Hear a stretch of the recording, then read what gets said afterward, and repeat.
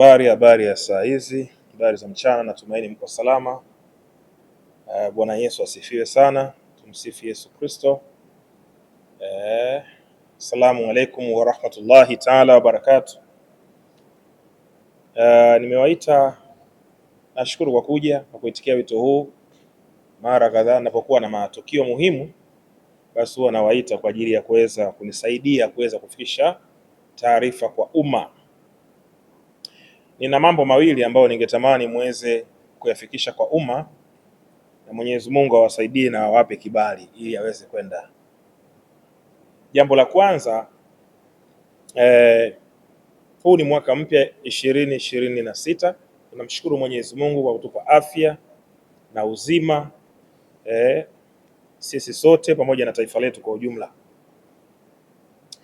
Habari ya kwanza ambayo ninayo kwa watu wote ambao ni wakazi wa jiji la Dar es Salaam, lakini wale ambao wako pia mikoani, tarehe 31 mwezi huu wa kwanza, Mama IPM atakuwa na ibada kubwa ya wanawake, mabinti, wamama, mabinti na wanawake wote kwa ujumla.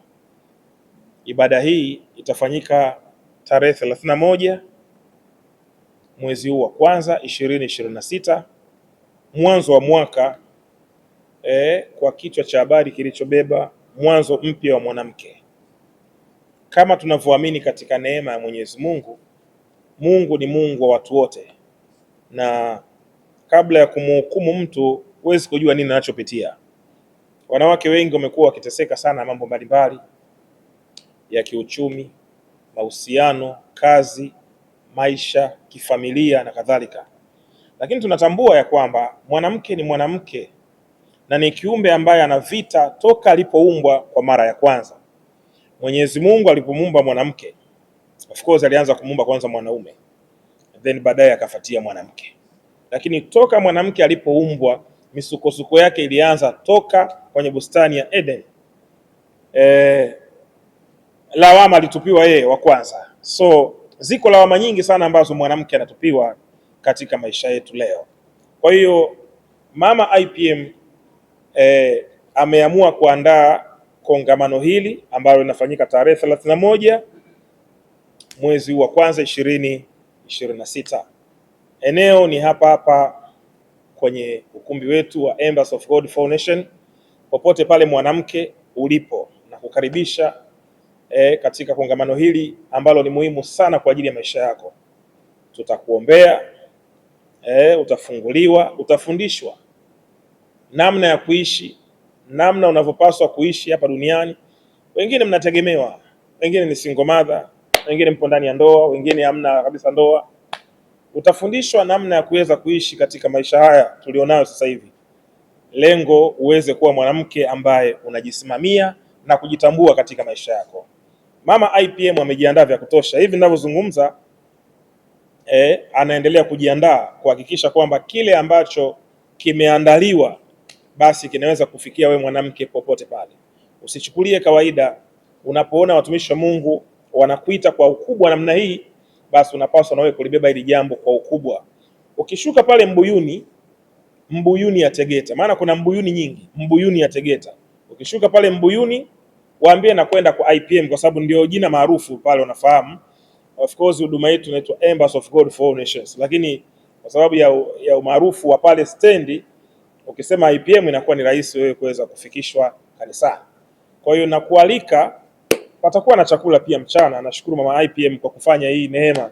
Sisi wanaume kwenye kikao cha wanaume tunakuwa watu wanakunywa maji ya kunywa tu ngumu, lakini Mama IPM wameandalia chakula kizuri kabisa. Mtakula na hapata kuwa na kiingilio, ni bure kabisa. Njoo ujifunze, njoo upate kitu ambacho kitakuondoa katika sehemu moja kwenda sehemu nyingine. Maandiko yanasema kila mmoja na neema yake.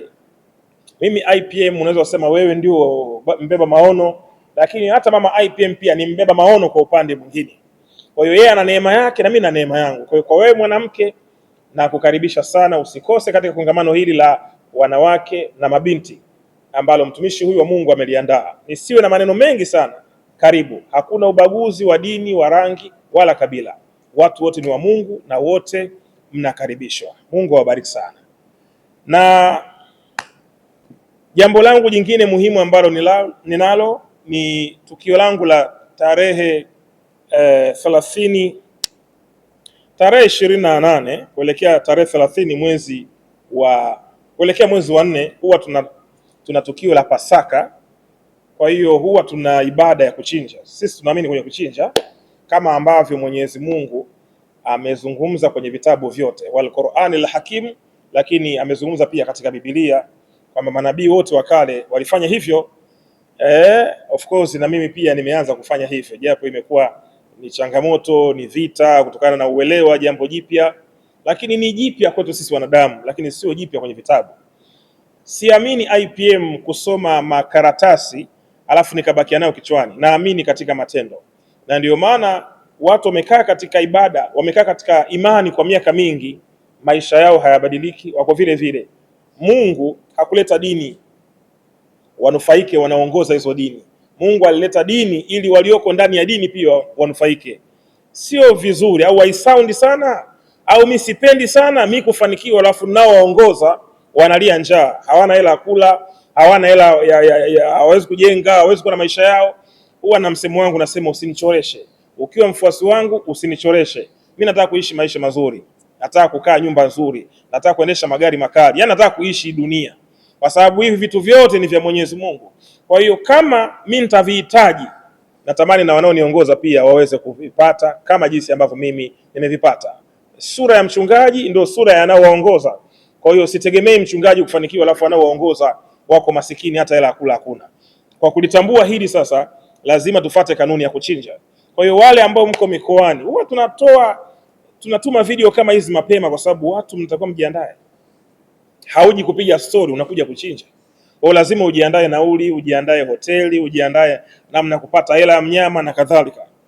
Njoo, hautajutia, kwa sababu watu wote waliohudhuria ibada ya kuchinja hakuna hata mmoja aliyejutia. Mungu wa mbinguni awabariki sana. Fika Dar es Salaam. Kwa nyinyi ambao mko nje ya nchi mnatufuatilia Kenya, Burundi, Zambia, Mozambiki, Malawi, Namibia, South Africa, wengine wanatoka mpaka Marekani, Canada, wanakuja kwa ajili ya ibada hii kubwa ya mwezi wa 4 ya kuchinja. Kwa jiandae kwenye tarehe 28, 27 wewe umeshafika Dar es Salaam, tunaonana alafu tunaandaa wanyama, tunafanya hii kazi, na Mungu wa mbinguni awabariki sana. Kama mnavyojua ndugu waandishi habari, huwa sina maneno mengi sana. Hayo niliyozungumza yananitosha na nimefikisha ujumbe kwa jamii. Kama kuna swali lolote, karibuni.